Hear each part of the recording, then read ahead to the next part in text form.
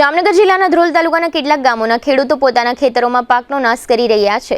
આ ખેડૂતોનું કહેવું છે કે ચોમાસામાં વરસાદ પૂરતા પ્રમાણમાં વરસ્યો નથી, તેથી ખેત પાકોના છોડવાઓનો જરૂરી વિકાસ થયો નથી, એટલે કે પાક તદ્દન નિષ્ફળ ગયો છે। આથી ધ્રોલ તાલુકાના ખીજડીયા, ખેંગારકા અને જાલિયા માનસર સહિતના ગામોના ખેડૂતોએ આ નિષ્ફળ પાકો પર રોટોવેટર નામનું મશીન ચલાવી ખેતરોમાંથી આ પાકો દૂર કર્યા છે।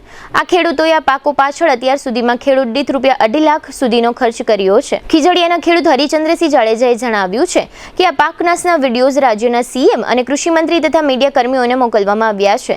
આ ખેડૂતોની માંગ એવી છે કે તાકીદે જામનગર જિલ્લાને દુષ્કાળગ્રસ્ત જાહેર કરવામાં આવે તથા ખેડૂતો પરના સરકારી દેણા માફ કરવામાં આવે। આ સમગ્ર વિષય પર હરિચંદ્રસિંહ જાડેજાએ આપેલી વિગતો પ્રસ્તુત છે।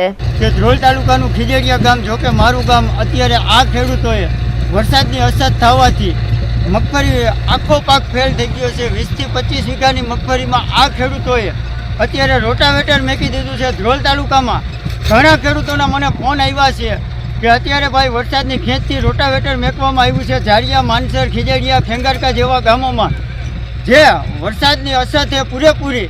તો હું આ કૃષિ મંત્રીને આ વિડીયોના માધ્યમથી કહેવા માગું છું, મીડિયાના માધ્યમથી કહેવા માગું છું કે કૃષિ મંત્રી શ્રી, આપ જોઈ શકો છો, કાલે તમે સેટેલાઇટથી સર્વે કરશો કે હું પાક હતો કે હું હતો। અમારે મગફળી હતી 25 વીઘાની મગફળીમાં 2.5 લાખથી જાજો ખર્ચો કરેલ છે અને અત્યારે અમે આ રોટાવેટર મેકી દીધું છે।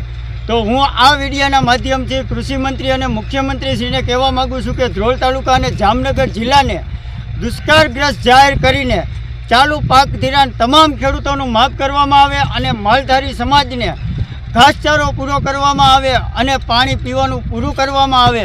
જામનગર જિલ્લાને ધ્રોલ તાલુકાને દુષ્કાળગ્રસ્ત જાહેર કરો એવી નમ્ર અપીલ કરું છું। જો આ ટૂંક સમયમાં નહીં થાય તો આ ખેડૂતોને રસ્તા ઉપર આવવું પડશે।